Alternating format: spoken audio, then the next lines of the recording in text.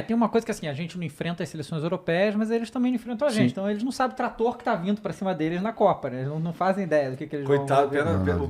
quem sofre é o Peru. Né? Pois é, né? O Chile, os caras ficam jogando com a gente. Porque a gente tem impressão, na verdade, falando até com jornalistas que acompanham coisa da Europa e tal, que, cara, eles não estão olhando pro Brasil assim, né? Assim, pras nossas ligas aqui, eles não olham mesmo, né? Isso a gente já sabe.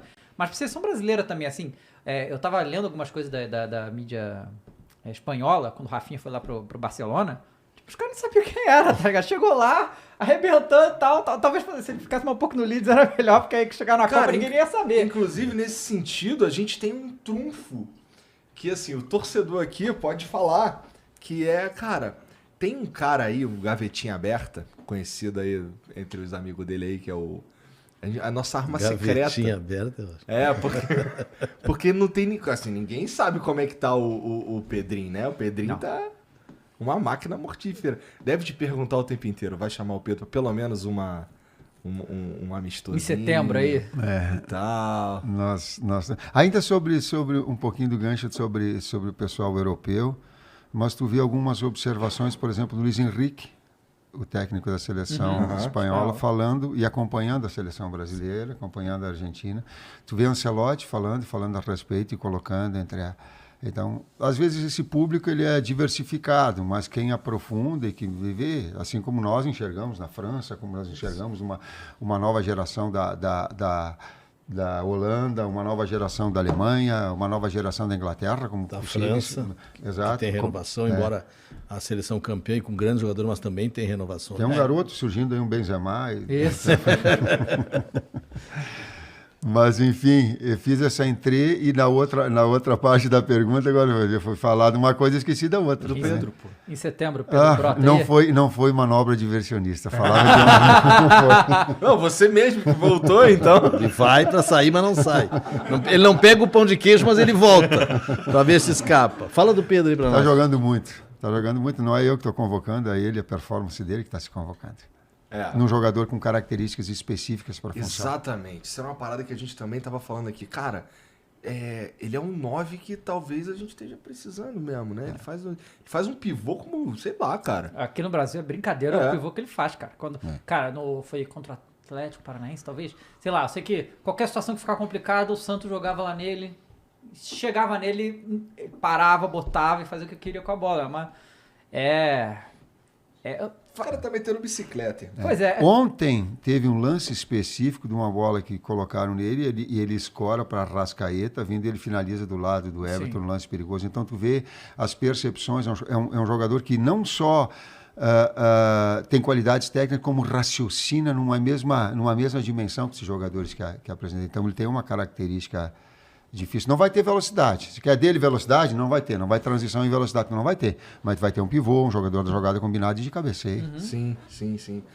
E vocês estão fazendo aí vários ciclos de assistir diversos jogos, assistir um monte de coisa, então quer dizer que tem um espacinho naquela existe um processo, né? Uma rotina nossa. A gente trabalha diariamente na CBF das 10 da manhã às 7 da noite, né? Todo é um núcleo duro que a gente chama de 9 componentes. Uns agora estão viajando, o Fábio e o Matheus estão na Europa, vão acompanhar o Lucas Veríssimo lá no Benfica, estiveram vendo o Atlético de Madrid ontem, vão na Juventus.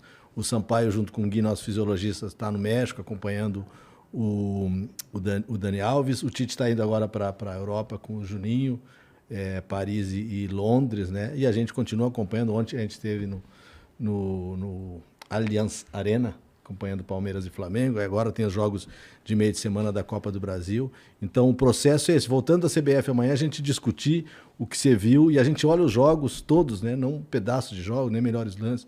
Olha, discute, revê esses jogos, discute essa lista larga, mantém esse processo de pertencimento do atleta. A gente está falando do Pedro. O Pedro é um jogador que tem... A gente divide as relações, né? Tipo, tem 10 jogadores que eu acompanho, o Matheus acompanha outros, a gente leva essas informações para o Tite. O Pedro é um cara que está sempre... Tá bem, vamos lá, não desiste, a gente está observando, continua. Então a gente está sempre para que o atleta... Agora você está fazendo isso? Não, a gente faz sempre. Eu peguei o gancho agora. Porque agora é fácil falar do Pedro, né? Agora é fácil que ele está jogando. Fácil, agora tá porque fácil. Antes, Agora ele tá ele já jogando. mantinha essa relação de, poxa, continua trabalhando, que está nessa lista de jogadores importantes. E isso é legal porque eu não sabia. Então a CBF, vocês falam com o jogador. Cara, mantém aí, continua.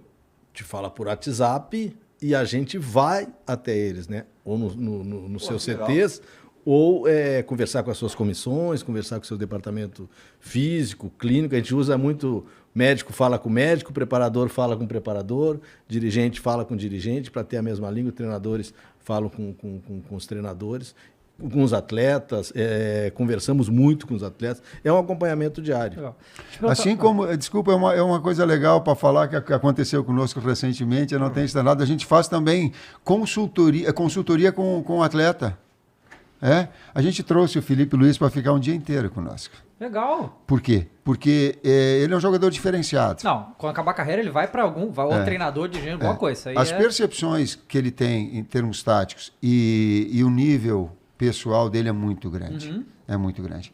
Então a gente trouxe ele, não sei um dia inteiro, eu acho que era no início da tarde, e ficamos a tarde toda fazendo perguntas para ele, daquilo que ele dimensionava dos trabalhos, daquilo que foi na seleção, daquilo que foi nos treinamentos, daquilo que era nos seus clubes, para que a gente tivesse uma cadeira vazia e que o atleta pudesse trazer para nós algumas informações, alguns sentimentos que ele sentiu de experiências todas. E agora me fez lembrar... Como foi feito com o Fernandinho lá em Manchester. A última vez que a gente foi em Manchester para acompanhar os jogadores que estão lá, né? O Ederson, o Gabriel Jesus que estava lá, acho que foi o Fábio que foi nessa viagem, sentou, almoçou com o Fernandinho. A gente mantém essa relação, porque é difícil. A gente esteve com os atletas convocados em junho. Vamos estar com eles novamente em setembro e depois em novembro.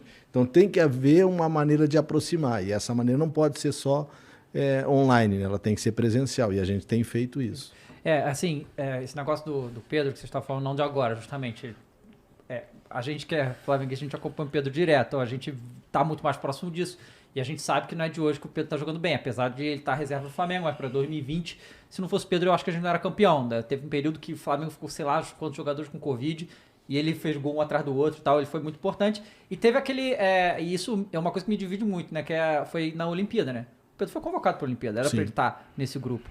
E o Flamengo não liberou, né? Que também foi um período de queda de braço do Flamengo com a CBF. Isso aí, né, porque tinha muitos jogadores convocados, não só do Brasil, mas de outro. Teve a Copa América junto, foi uma confusão.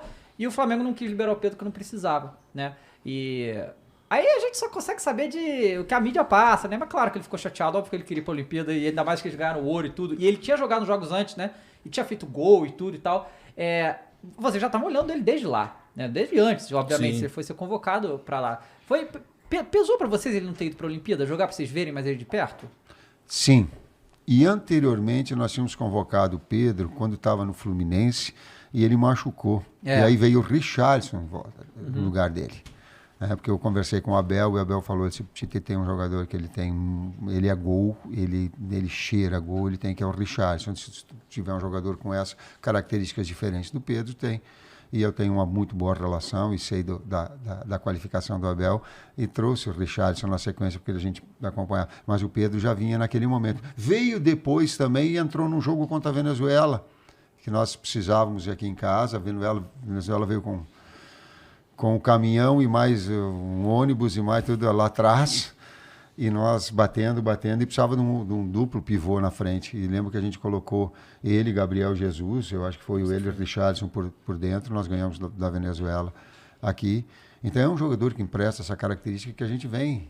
Depois ele teve um momento que não deu uma sequência, mas de alguma forma torcendo sempre para que ele tivesse por essa característica também. Sim.